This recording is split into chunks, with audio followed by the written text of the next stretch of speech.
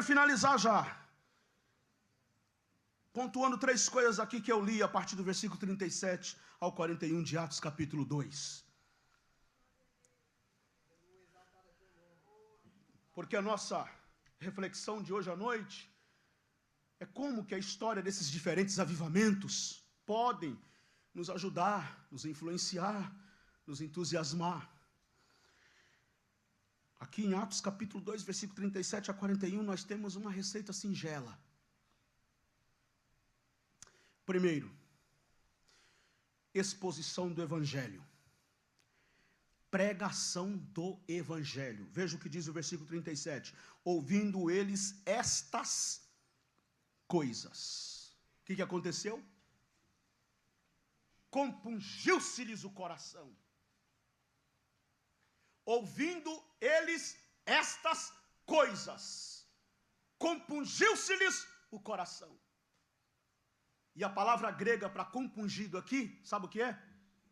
É coração apunhalado, é coração esfaqueado, é coração rasgado pela palavra. Foi o mesmo que Pedro pegasse um punhal ou uma faca e cravasse no coração daquela multidão. E o texto diz: ouvindo eles isto, compungiu-se-lhes o coração. E eu fico me perguntando, o que foi que eles ouviram de tão forte, de tão poderoso, que rasgou o coração, que apunhalou, que esfaqueou, que eles ficaram com o coração esfaqueado. E agora, o que faremos? Ouvindo eles isto, compungiu-se-lhes o coração e perguntaram a Pedro e os demais apóstolos: e agora o que faremos? Ouvindo eles isto o quê? O que foi que eles ouviram? Que ficaram com o coração compungido, que ficaram com o coração esfaqueado, que ficaram com o coração apunhalado. Se a gente voltar para o versículo de número 12, do capítulo de número 2, Atos capítulo de número 2, versículo 11, 12 não, 11, a última parte do versículo 11, ouvimos falar em nossas próprias línguas as grandezas de Deus. Versículo 37, o versículo 37 diz: ouvindo eles isto o quê? O que a igreja, coletivamente, isso é histórico, isto é inédito na história da igreja. Pela primeira vez, a igreja coletivamente pregou o Evangelho, toda a igreja. E esta coisa de que a igreja coletivamente pregou o Evangelho, a igreja toda coletivamente pregou o Evangelho de forma inédita e histórica na história da igreja, derruba esta tese de que muitos crentes dizem: eu não prego porque eu não tenho dom. Eu já vi crente falar que irmão, eu não prego o Evangelho porque eu não tenho dom. Só que pregar Evangelho não é dom. Pregar Evangelho não é dom. Eu vou falar só mais uma vez, para você não esquecer. Pregar Evangelho não é dom. Não confunda pregar o Evangelho com o dom da palavra que Paulo discute na carta aos Coríntios, que é outra coisa que Paulo está discutindo lá sobre os dons. Pregar Evangelho não é dom. Pregar Evangelho é mandamento. É ordem. É imperativo.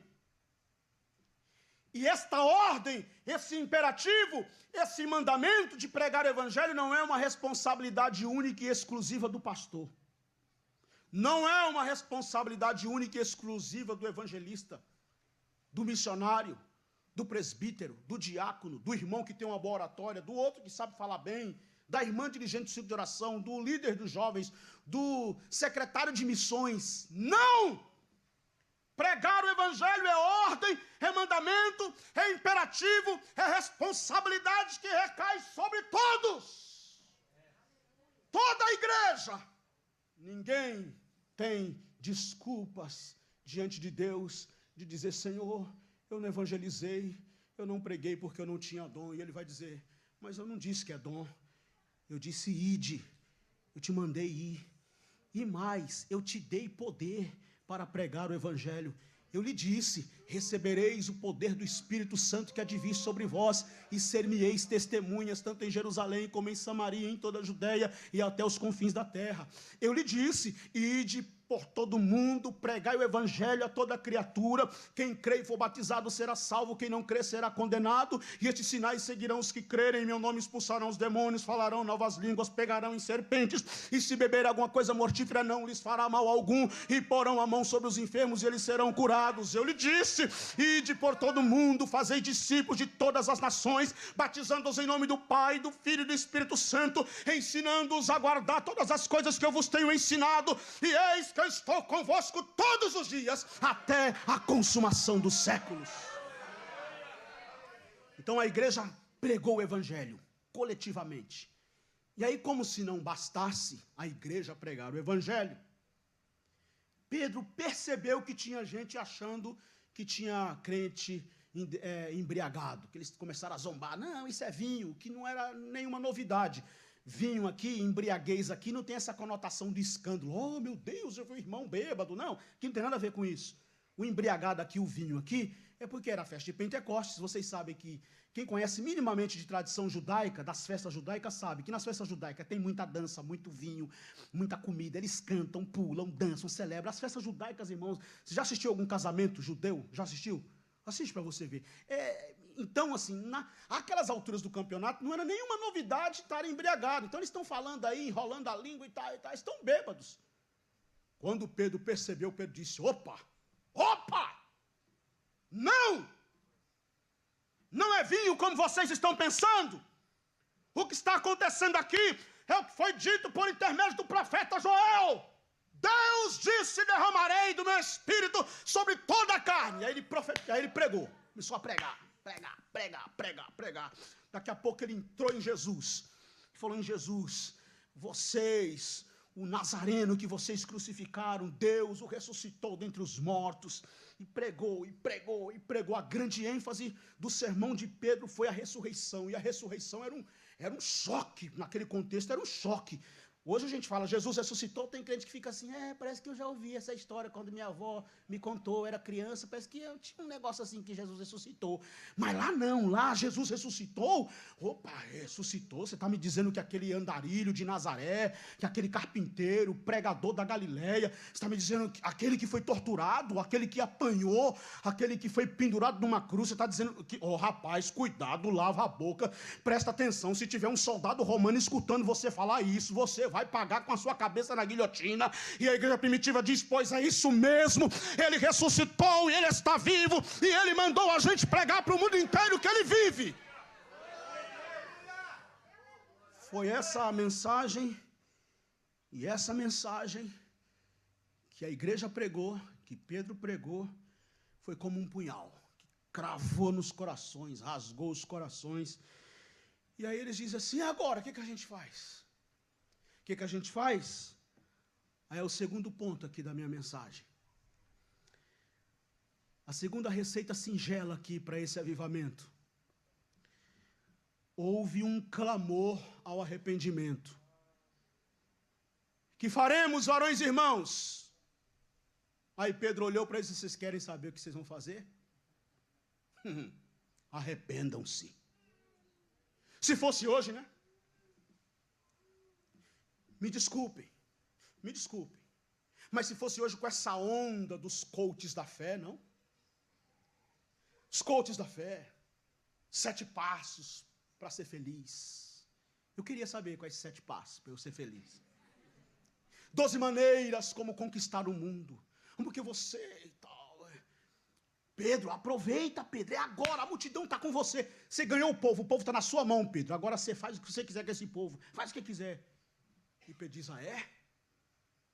a mensagem que eu tenho para vocês é essa, diz Pedro em Pentecostes. Arrependei-vos. E arrepender aqui está intimamente ligado a converter. Converter e arrepender são irmãos. estão juntos.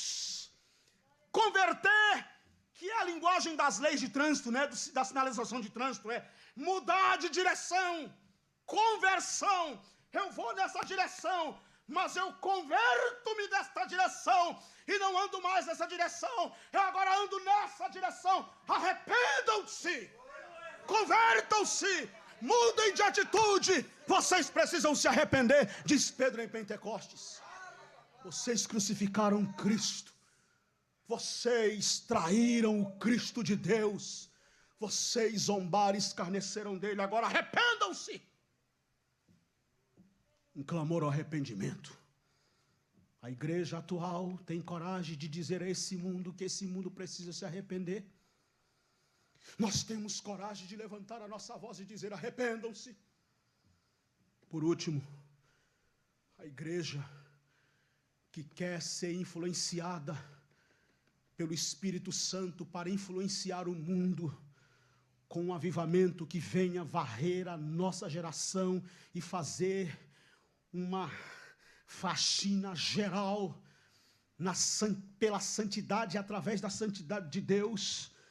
Nós, como igreja, precisamos exercer a nossa vocação profética. Porque veja o que diz o versículo de número 40, com muitas outras palavras, deu testemunho e exortava-os dizendo: salvai-vos desta geração boazinha. É isso? Essa geração é a melhor geração. Essa geração que é, beleza. É isso? O que Pedro diz? Salvai-vos desta geração perversa. Irmão, Pedro está falando isso aqui há 2000 anos. Eu falo isso aqui hoje, um monte de crente vira a cara para mim. Esse pregador quer dar uma de santo. E Pedro está falando isso aqui lá atrás, há mais de 2000 anos. Salvai-vos dessa geração perversa. Queremos experimentar um avivamento verdadeiro? Queremos ser influenciados pelo Espírito Santo e mudar o mundo à nossa volta? Queremos mudar a nossa cidade? Queremos mudar o nosso país? Queremos mudar tudo que está à nossa volta? Tenhamos coragem de exercer a nossa vocação profética. E eu quero dizer que, diferentemente do que pensamos a respeito do profetismo, o profetismo clássico, veterotestamentário, não tem nada a ver com essa coisa que as pessoas ficam aí, a voz profética é uma palavra profética, vou liberar agora uma palavra profética e tal. Essa coisa na toada dos coaches da fé, como se voz profética ou palavra profética fosse para autopromoção pessoal. Não. O profetismo clássico veterotestamentário gira em torno de duas coisas: anúncio e denúncia. Estas são as duas dimensões da profecia veterotestamentária: anúncio e denúncia. A igreja anuncia as boas novas e, ao mesmo tempo, a igreja denuncia e coloca o dedo na ferida, como eu falei aqui minutos atrás. Nós temos visto o movimento evangélico se especializando no irrelevante.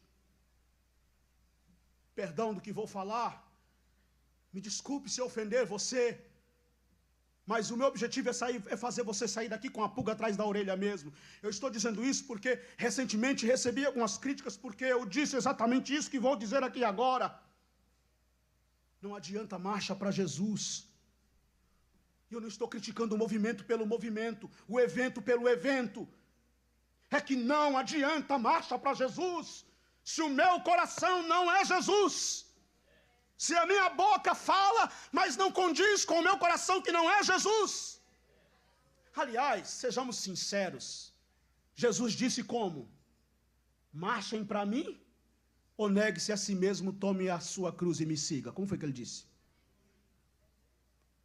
Marchem para mim, eu quero que vocês façam uma marcha para mim. Jesus, Jesus, Jesus. Foi isso? Ou quem quiser vir após mim, tome cada dia a sua cruz. Negue-se a si mesmo e siga-me. Se nós queremos experimentar um verdadeiro avivamento, E eu creio que Deus quer dar esse verdadeiro avivamento. A igreja contemporânea, a igreja atual, precisa de verdadeiros profetas. E eu quero te perguntar aqui hoje, em nome de Jesus, quem tem coragem de levantar a mão aqui para o céu, assim como a minha está, e dizer: Senhor, eu quero ser um profeta teu nesse tempo, eu quero ser. Levante as mãos, se você tem coragem, levante a mão e diga: Senhor, eu quero ser um profeta teu neste tempo, porque a igreja contemporânea precisa de verdadeiros profetas. Sim, senhores e senhoras, nós precisamos de profetas da estirpe de Isaías e de Jeremias, que levantaram o dedo em riste e denunciaram a opressão, a injustiça, o engano e a violência. Precisamos de profetas como Amós, que denunciou a exploração do homem pelo homem. Precisamos de profetas como Miqueias, que vociferou contra o abuso dos aristocratas de Jerusalém, contra a maioria do povo camponês. Precisamos de profetas como João Batista. Pode cortar a minha cabeça e colocar numa bandeja, pode dançar com ela, pode tomar cachaça com ela, mas você, Herodes, está em pecado e Deus vai requerer de você. Nós precisamos de profetas como Martin Luther King, que pregou o sermão em Atlanta e fez um discurso em Washington, reivindicando igualdade e dignidade para os negros norte-americanos.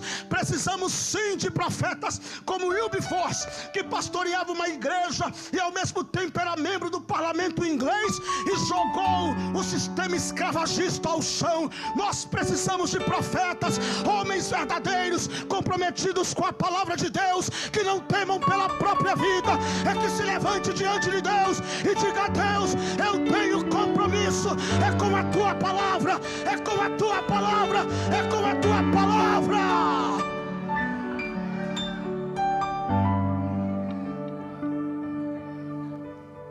Fique em pé comigo em nome de Jesus.